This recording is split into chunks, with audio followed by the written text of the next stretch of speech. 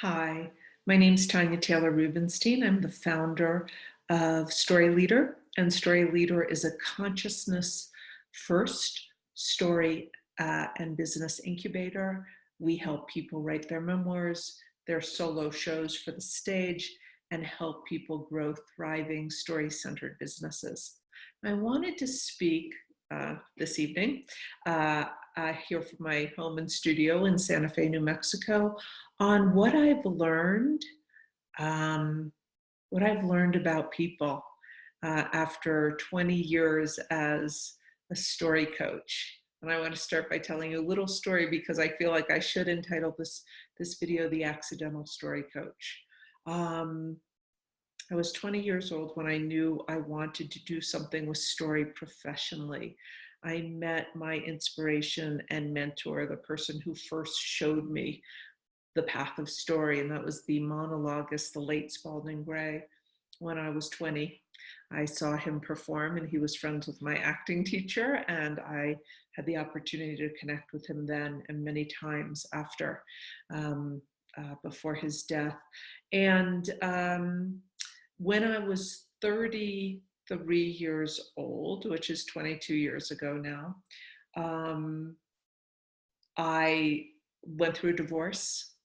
I had a child, a young daughter to support, and I had no idea how I was going to do that. At the time, I was working as a solo performer, but made next to no income on that. And I just opened to the divine and asked for a dream. And I woke up the next morning and I had a dream. I had a dream that night where I saw the words, "The Cancer Monologues," floating over Lincoln Center in New York City. And it may sound crazy, but that dream ended up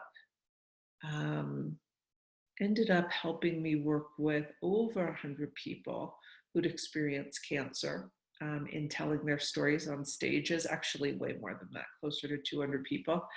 In Santa Fe, in New York City, in Chicago, in San Diego, in Orange County, in Dallas, Texas. And it became a book called The Cancer Monologue Project. And I was called to, and I just followed my intuition. I'd done a few solo shows at that point. I'd been trained as a professional actor, and that is how I became an accidental story coach. Since then, 22 years later, I have, worked with thousands of people on their stories. People with cancer, people, hospice caregivers, Palestinian and Israeli teenagers, folks with mental health issues. And those have been the therapeutic monologues. And I also have worked with over 100 solo performers who've done their shows off Broadway, at fringe festivals all over the world, at conferences, and also worked with memoirists to write their books and story-centered businesses. So I've had this crazy path.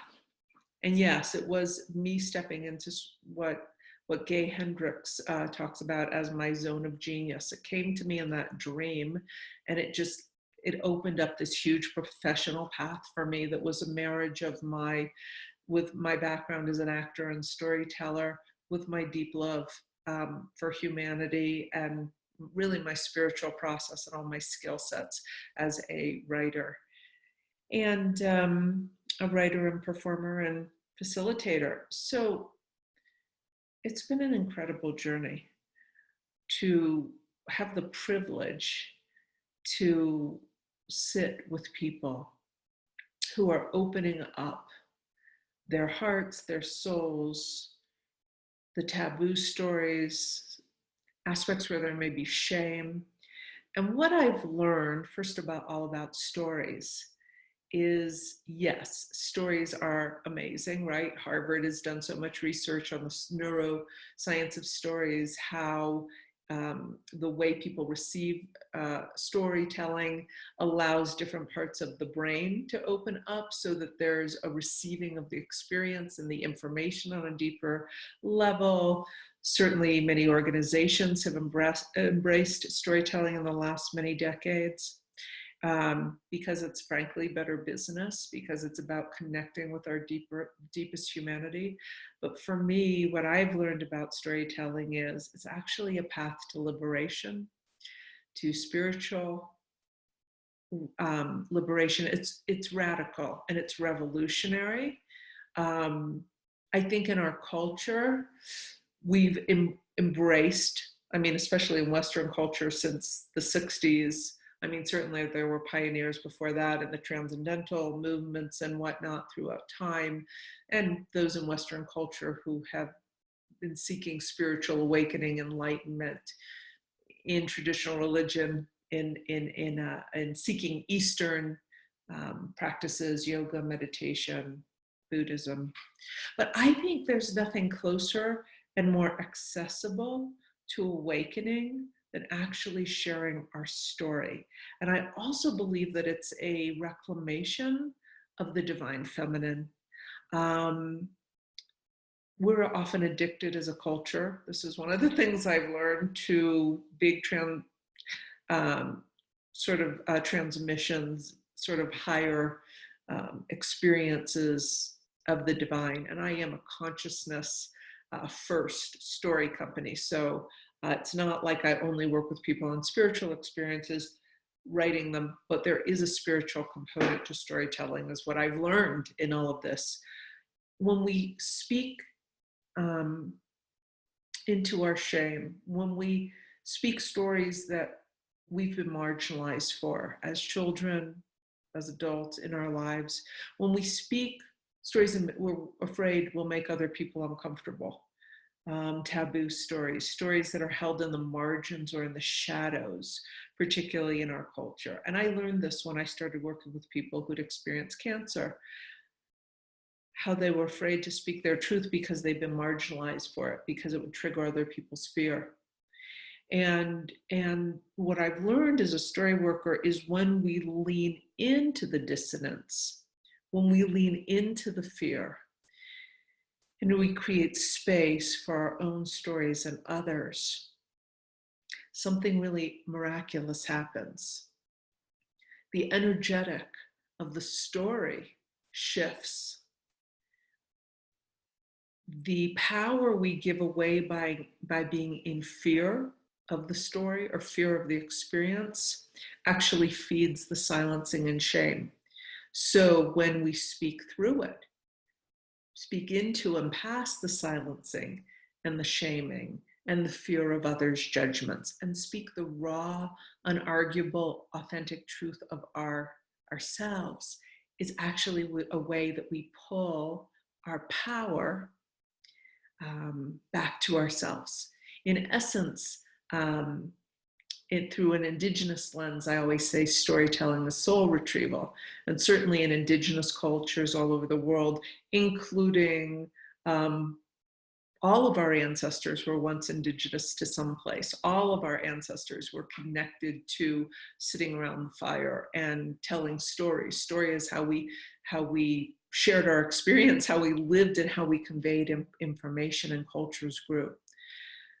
And what I've learned is we're a culture that has marginalized people's intimate stories, and stories of things not being perfect or looking good or of conflict.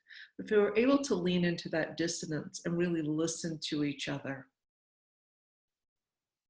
I've seen miracles happen. I've heard miracles happen. I'll never forget when I was working back around 2006 or 2007 with some Israeli and Palestinian and Arab Israeli teenagers who were flown here to New Mexico every summer to come to a peace camp. You know, the stories were so heavy. There was a lot of Holocaust trauma. There was a lot of the Palestinian trauma of families being moved, relocated. There's current trauma then, as there's unfortunately significantly still so much trauma in the region now, and painful narratives enacted and reenacted. But when we put the girls on stage and everybody listened deeply to each story, No one was interrupted. And more importantly, I had 20 girls, they were young women, on stage together listening to each other's story. And they held hands at the end, and each was given a rose. And we had a full house of at least 400 people. And they took a standing ovation together. What I learned was from the connection of intimacy, not only was empathy for each other's story revealed through that vulnerability, as Brene Brown talks about so famously. It's been my experience too. But through that intimacy, through that vulnerability, through that sharing in this deep way and being witnessed and listened to, all the stories wove together into a bigger story. And the individuals could step back and hold their narratives and each other's narrative in a new way. What I've learned about story, I've learned through story and through my story work with so many people, is that there's a crisis of intimacy or a lack of intimacy in our culture. And what we're actually dying for from each other is not about being perfect or looking younger or having more money or all these things that dominate in Western culture and patriarchal culture and materialistic, capitalistic culture. From story work, I've learned that what people will come out for, what moves us most of all, and that allows for an awakening of empathy, an awakening of oneness, not just a transcendent experience of oneness, but an actual deep, deep experience of oneness, is listening to other people who have different experiences from ourselves, different beliefs than ourselves, and finding ourselves in each other, in each other's stories. We find our humanity in each other's stories, even when there are differences. So this is why I've devoted my life now to story. And I ended up becoming this accidental story worker, like I said, and now I teach other people to do that, and I work with other people all over the world on their stories. And in this, what I also want to say about story and what I've learned is in this time of retrieving the more divine feminine aspects, as well as the sacred masculine aspects, in Jungian terms, creating a world of integration in the inner marriage, while the transcendent and our individual quest, which is also very masculine, right? The individual and becoming individuated is important to our mental health and our ability to understand complexity and complex stories and make sense of our lives. It is through leaning into the stories of ourselves and sharing them with each other that we create community. And right now, we need a global community. We need new global narratives.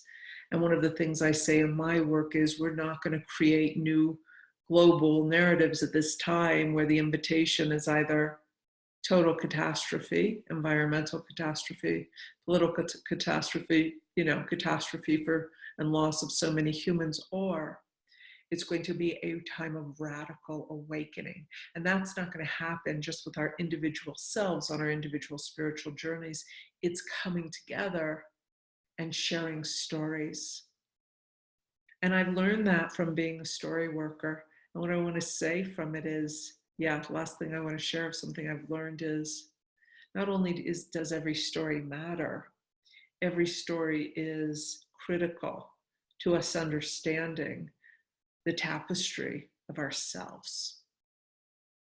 And if we're willing to be brave and hold brave space for each other, where there are now no taboo stories, if they've happened in the human experience, no matter how painful, tragic, no matter how much perpetration occurred, no matter how many victims, if there's room and we can create the spaciousness to meet it in a story container, in a story circle, if you can meet it in your own story containers and share it and have the courage to share it, this is how we rewrite not only the dominant narratives, but the energetics that are informing the narratives all over the world. Because we don't need more bigness and growth. We need to become small and intimate. And in our smallness and intimacy, we create a new kind of bigness through the honoring of the individuation, but bringing it as part of the collective to us all. I hope this was helpful to you in your own story journey.